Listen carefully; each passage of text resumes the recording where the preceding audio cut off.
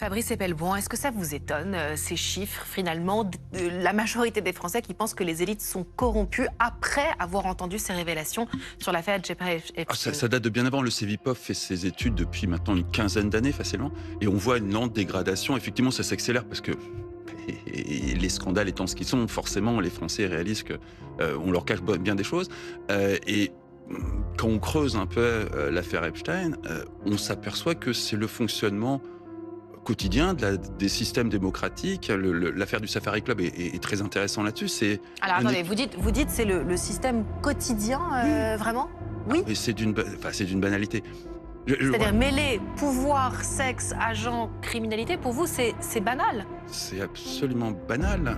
C'est-à-dire, dites-nous plus, parce que là, excusez-moi, je ne connais pas de dirigeants politiques forcément qui sont mêlés dans tous les réseaux pédocriminels. Vous avez peut-être zappé des cours d'histoire dans votre école de journalisme, mais je veux bien que vous me les rappeliez alors. Dans les années 70, on a eu une affaire qui s'appelait la Commission Church aux États-Unis, qui a révélé les pratiques absolument abjectes de la CIA, infiltration de la presse, manipulation de l'opinion publique, assassinat politique, ou encore la fameuse affaire MK-Ultra. Ça a donné un énorme scandale qui a verrouillé, le Sénat américain a verrouillé en 1975 la possibilité de la CIA de faire des actions un peu déviantes.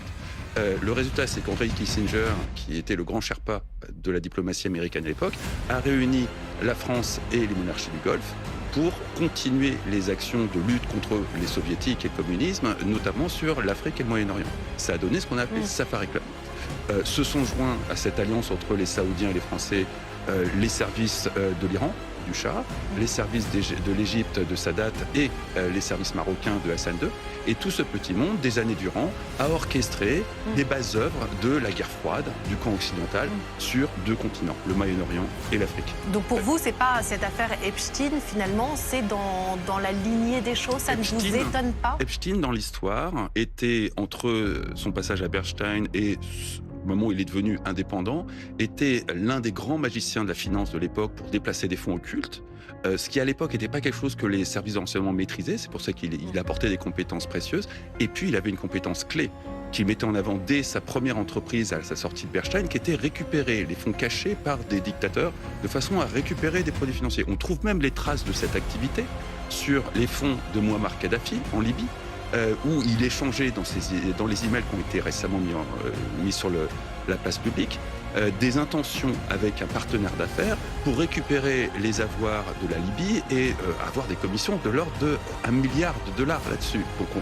l'origine de sa fortune est plutôt liée à ça. Donc vous arrivez à quelle conclusion, pardon? Que c'est comme ça que fonctionnent des démocraties. Alors, Aude Loriot, je vous vois depuis tout à l'heure, effectivement, être assez... À moins qu'on soit devenu blanc comme neige depuis cette époque. Alors, on va écouter Aude Loriot vous répondre. Non, mais c'est pas ça, mais c'est juste...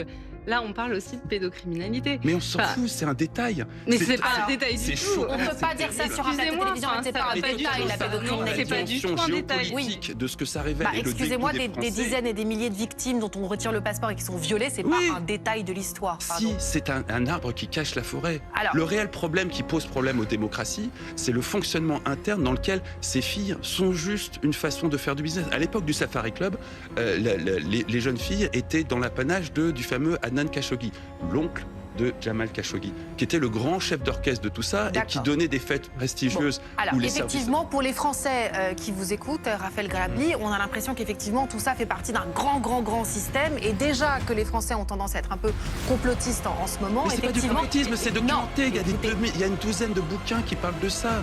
Des bouquins écrits par des confrères à vous, comme Christine Ockrent, dans les années 80, qui a recueilli les mémoires du patron des renseignements français de l'époque. Bon, alors on va laisser la parole à Raphaël Grabli. Vous pensez effectivement, Raphaël, que ce système ne date pas d'hier, finalement? C'est pas... Enfin, je suis un peu gêné par ce qu'il vient d'être dit. C'est de l'histoire, Raphaël. Alors, c'est dans les livres d'histoire ce que je viens de raconter.